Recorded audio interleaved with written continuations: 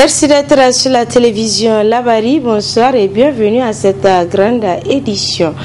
Nous ouvrons cette édition par cette brève 82e jour de détention des acteurs de la société civile engagés dans la lutte contre la loi des finances 2018 lancée par le cadre de concertation et d'action de la société civile depuis le début de l'année. Il s'agit d'Ali Idrissa du Rotab, également directeur général du groupe de presse Labari, Moussa Tchangari de l'association Alternative Espace Citoyen, Nou Mamadou Arzika et Maître Lerwana Abdraman du MPCR.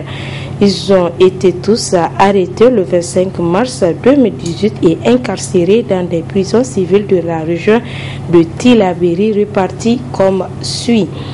Ali Idrissa est incarcéré à Filengue, Nou Arzika détenu à Tillabéri, Moussa Tchangari à la prison de Wallam, Maître Lerwana Abdraman à Daïkaina. Deux autres acteurs de la société civile qui sont aussi à leur 61e jour de prison. Il s'agit de Mekoul Zodi du mouvement Tournons la page et Yuri Ibrahim d'Alternative Espace Citoyen, arrêtés dans le même cadre le 15 avril dernier. Le premier est gardé à la prison civile de Saï et le second à celle de Kolo. Depuis leurs arrestations au Niger et à l'international, des voix s'élèvent pour exiger la libération de tous ces acteurs. Suite de cette édition, l'Association internationale des parlementaires pour la paix AIPP Niger a lancé officiellement ses activités ce samedi. Créée pour la promotion de la justice, la bonne gouvernance et la paix, AIPP est présente dans 140 pays à travers le monde. Le compte rendu avec Hassan Saleh Mustafa et Saroudoumi. Le lancement de l'AIPP constitue un effort pour créer un réseau informel de parlementaires susceptibles de collaborer pour la paix et le développement humain. C'est une équipe de 10 personnes avec à leur tête le premier vice-président de l'Assemblée nationale qui va désormais gérer l'Association internationale des parlementaires pour la paix AIP Niger. Elles ont prêté serment ce samedi avant de prendre l'engagement de travailler avec les parlementaires des autres pays du monde dans le souci de renforcer la construction d'un monde de paix durable basé sur les principes universels. Les objectifs de l'Association internationale des parlementaires de la paix sont nobles et concernent entre autres la promotion de la bonne gouvernance dans tous les secteurs de la société, le développement de programmes éducatifs de qualité pour les parlementaires, la promotion du dialogue et de la coopération entre parlementaires des pays du monde entier en vue du renforcement de la paix et du développement humain, la protection, la préservation, la défense de la dignité et de la valeur de chaque être humain, reconnaissant que tous les êtres humains sont membres d'une famille globale. Le renforcement de la famille comme institution centrale est la plus fondamentale de la société. Les actions pour construire la confiance, le respect mutuel et la coopération entre les peuples du monde. Les actions pour améliorer les relations entre les religions respectueuses et coopératives comme essentielles à la construction d'un monde pacifique, la préservation de l'environnement. Les différents intervenants à cette occasion ont insisté sur la nécessité de créer cette association qui va se battre en faveur de la paix. Il est temps pour l'humanité d'embrasser des valeurs universellement partagées en allant au-delà des différences idéologiques, de race, de nationalité et de religion en privilégiant la voie de la coopération et de la prospérité mutuelle. De cette façon, il sera possible de construire un monde de paix durable et de développement humain qui sera transmis aux générations futures. Les parlements, en tant que représentants du peuple, ont un rôle très significatif à y jouer. La FPI rassemble des personnes de toutes croyances, races et cultures, afin qu'elles œuvrent de concert pour une société meilleure, plus juste et prospère, fondée sur de hautes valeurs éthiques et morales universelles. Dans cette optique, le chapitre de la FPI initie et organise régulièrement en synergie avec la coordination sous-régionale et régionale des rencontres et des conférences. Cette cérémonie a été parrainée par le Premier ministre Brigitte Raffini. Il faut préciser que des distinctions ont été attribuées à tous ceux qui ont contribué à l'aboutissement de cet important projet pour la paix. À l'instar des autres pays d'Afrique, le Niger célèbre ce jour, 16 juin, la journée des enfants africains. C'est l'Assemblée des chefs d'État et du gouvernement de l'OIA qui a institué cette journée depuis 1991. Le reportage est signé Ismaël Moumouni et Aboubakar Souley. Aucun enfant laissé pour compte pour le développement de l'Afrique, c'est le thème de la journée de l'enfant africain. Cette journée décrétée par l'Organisation de l'Unité africaine, devenue aujourd'hui Union africaine, vise à faire le point de la situation des enfants sur le continent, mais aussi honorer la mémoire des étudiants tombés en 1976 à Soweto. Un 16 juin 1976, des jeunes scolaires en Afrique du Sud, plus précisément donc à Soweto, avaient en tout cas dans un élan de défense de leurs droits voulu marcher pour dire non à ce qui semblait être une sorte de discrimination ou en tout cas une sorte d'éducation au rabais qui leur est imposée. Et en retour, malheureusement, le régime de l'apartheid de l'époque a répondu donc en réprimant très sauvagement cette manifestation, où nous avons pu voir en tout cas sur les chaînes de télévision certaines images choquantes. Selon Sidoukou Moussa, au Niger, les droits des enfants sont bafoués par les gouvernants. La situation de notre pays, en tout cas en termes d'effectivité des droits, pose problème. J'avais tantôt parlé de l'engagement budgétaire. À ce niveau, à la lumière en tout cas de cette fameuse loi de finances 2018, nous sommes loin des engagements auxquels nous, en tant qu'acteurs, nous attendions. Mais de l'autre côté, il y a également des enfants qui ont été mis en marge du développement. Vous avez aujourd'hui beaucoup d'enfants, par exemple, qui sont nés, mais qui ne sont pas déclarés à la naissance. Vous avez beaucoup d'enfants aujourd'hui qui sont hors du circuit éducatif. Vous avez même des enfants qui sont dans le système éducatif, mais malheureusement, les acquis scolaires ne leur permettent pas ni de lire ni d'écrire. Ça veut dire que ce sont des potentiels chômeurs que nous sommes en train de former. Alors, il y a également ces questions de pratiques sociales et culturelles néfastes qui affectent malheureusement nos enfants. Vous regardez aujourd'hui, au niveau par exemple des écoles coraniques, vous avez une prolifération de ces écoles-là et des pratiques malheureusement peu acceptables qui s'y développent autour, notamment la question de la mendicité. Garantir les droits des enfants équivaut à assurer un meilleur lendemain pour le pays, car la jeunesse reste et demeure l'avenir de demain. Et une jeunesse sans formation et sans emploi est une bombe à retardement pour une nation. Commémoration ce jour à 16 juin de la journée de l'enfant africain, une journée qui consiste à faire le point sur la situation de l'enfant. Au Niger, la cérémonie a eu lieu à la maison des jeunes Gado Sekou. Le point avec Ariata Salah et Abdelnasser Saïdou. Cette journée commémore le massacre perpétré sur les enfants de Soweto en Afrique du Sud en 1976. Elle est aussi un cadre de plaidoyer et de mobilisation sociale par excellence et permet de susciter la solidarité nationale, régionale et internationale en faveur de l'enfant. Au Niger, cette célébration a drainé des enfants à la maison des jeunes Djadou Sekou, où 3 importantes allocutions ont marqué cette cérémonie. D'abord, celle du gouverneur de la région de Niamey qui s'est félicité du choix apporté à la région de Niamey pour cette commémoration. Ensuite, la représentante de l'UNICEF a pris la parole pour justifier le choix du thème de cette journée de l'enfant africain. Toutefois, au-delà de la dimension historique de cette journée, il s'agit pour tous les États du monde, dont le Niger, de marquer un temps d'arrêt pour faire le point sur la situation de l'enfant dans leurs pays respectifs. Le thème retenu cette année par l'Union africaine est « Aucun enfant laissé pour compte pour le développement de l'Afrique ».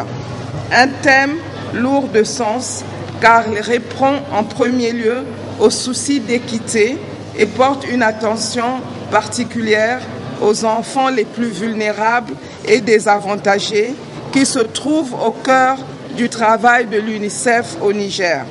La ministre de la Protection de l'enfant présente à cette cérémonie a souligné les avancées réalisées par le Niger dans la promotion, la protection et la réalisation des droits de l'enfant.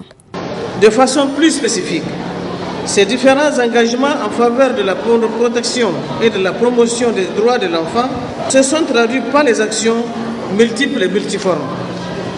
À cet égard, je voudrais citer à titre illustratif l'adoption en 2013 d'un document cadre de protection de l'enfant assorti d'un programme national de protection de l'enfant 2014-2019, l'adoption en 2013 d'une politique nationale du développement intégré du jeune enfant, l'adoption en 2014 une politique judiciaire juvénile et son plan d'action de mise en œuvre, la création de plusieurs mécanismes pour la promotion de la participation des enfants, aussi bien par le gouvernement que par les ONG et associations, et enfin la réalisation de plusieurs sessions de formation dans le cadre de renforcement des capacités des acteurs de la protection de l'enfant. Cette commémoration de la journée de l'enfant africain est marquée par des animations culturelles et des sketchs de sensibilisation sur la promotion et la protection des droits de l'enfant présentés par la compagnie de théâtre 3000. Autre aspect de cette édition, lancement ce matin au siège de l'École supérieure de commerce et d'administration des entreprises à SKE de l'examen Master Comptabilité, Contrôle et Audit, un examen organisé par la dite école et qui a vu la participation des candidats venus de plusieurs nationalités africaines. Le compte rendu avec Nafissatou Yahya et Aboubakar Soule. Ils sont au total 170 étudiants venus du Burkina Faso, de la Côte d'Ivoire, du Mali et du Bénin, repartis dans 3 salles à subir les épreuves du Master Comptabilité, Contrôle et Audit CCA. Un examen organisé par l'École supérieure de commerce et d'administration des entreprises SKE. C'est un master qui réunit les étudiants du Niger, les étudiants résidents, qui sont au nombre d'une trentaine. Nous accueillons également les étudiants qui nous viennent de la Côte d'Ivoire, qui sont 75, les étudiants qui viennent du Burkina Faso, qui sont une vingtaine, et les étudiants qui viennent du Bénin, et qui sont une cinquantaine. Cette année, nous avons également les étudiants qui viennent du Mali, qui sont à peu près 6 ou 5. C'est un diplôme important. Vous vous souvenez qu'en mai dernier, il y a eu le lancement de la licence des sciences techniques comptables et financières. C'est après cette licence-là qu'on prépare le master comptabilité contrôle audit, dont la finalité est de rentrer en stage d'expertise comptable. C'est-à-dire quoi? C'est-à-dire que ces étudiants qui vont valider leur master comptabilité contrôle audit sont déjà positionnés pour rentrer en stage d'expertise comptable diplôme français. Je précise bien diplôme français parce que il y a un diplôme de l'UMOA qui s'appelle aussi le DESCOGEF et le DECOFI. Nous préparons le diplôme français parce que nous avons un partenaire majeur qui est l'Intec de Paris et c'est avec l'Intec de Paris que nous préparons cet examen. Le directeur général de cette école a par ailleurs rappelé les épreuves à subir au cours de cet examen avant de lancer un appel à l'endroit des candidats. Il y a la gestion juridique, fiscale et sociale, 4 heures. Nous avons une épreuve de finance de marché, 2 heures. Nous avons une épreuve de comptabilité audit qui dure 4 heures. Et nous avons une épreuve d'économie qui dure également 2 heures. Le principe, c'est que vous ne devez pas avoir une note inférieure à 6. Ça, c'est le principe des diplômes d'expertise comptable. Lorsque vous avez une moyenne de 18, de 13, de 15, et que dans une seule épreuve, vous avez une note inférieure à 6, c'est-à-dire 5, vous êtes normalement ajourné. Nous demandons aux étudiants de s'investir dans ce diplôme. Nous avons déjà une trentaine, c'est pas mal. Gestion juridique, fiscale et sociale, c'est sur cette épreuve qu'a débuté cet examen qui durera 3 jours. Le complexe scolaire privé Al-Amin a servi de cadre ce matin à la remise des bulletins à ses élèves. Des cadeaux et prix d'encouragement ont été décernés aux plus méritants. Le compte rendu dans ce commentaire. La présente cérémonie marque la remise des bulletins au complexe scolaire privé Al-Amin qui consacre ainsi la fin de l'année scolaire 2017-2018. Occasion saisie par le proviseur du dit école de revenir sur les grands succès enregistrés cette année tant du côté des innovations que des performances dans le travail. En effet, notre école a ouvert cette année qui vient de s'écouler la section maternelle pour répondre aux vœux des parents et conformément aux engagements pris par l'école. Ce niveau d'enseignement est logé sur le site situé non loin de la ferme avicole en même temps que la section primaire. Aussi, les élèves du CSP Al-Amin sont initiés à l'informatique à partir du collège pour répondre aux exigences du monde actuel. Et les élèves du primaire bénéficient de l'enseignement de l'anglais à partir du CE1. La force du CSP Al-Amin réside dans l'ordre et la discipline qui sont instaurés dans l'établissement, ce qui permettra aux enseignants d'exécuter à temps tous les programmes et de faire le maximum d'évaluation. Le résultat enregistré au cours des 2 semestres écoulés illustre sans nul doute cette avancée significative. Tenez bien, le taux de réussite global de l'école au cours de la première période de cette année est de 92,18% contre 85,43% à la même période de l'année passée. Et il est de l'ordre de 93,76% pour ce semestre contre 89,27% pour l'année écoulée. Le complexe scolaire privé Al-Amin envisage à compter de la rentrée prochaine d'autres innovations, tant au primaire qu'au niveau de la section lycée, uniquement pour la satisfaction des parents, car à Al-Amin, nous ne contentons pas seulement d'être bons, mais d'être excellents.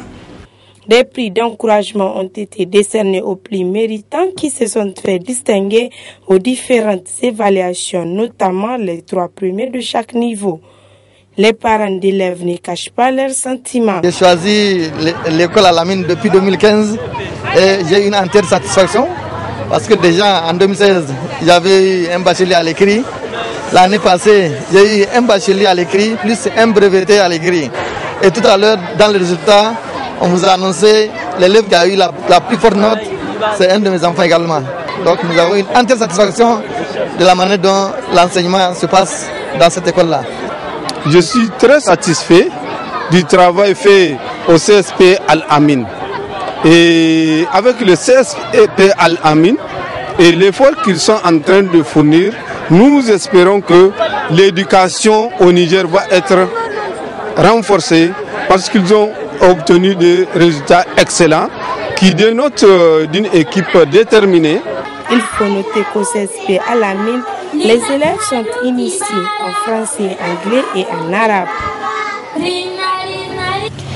Voilà, ici prend fin cette édition. Merci à vous de l'avoir suivi et restez en compagnie des programmes de la télévision Labari.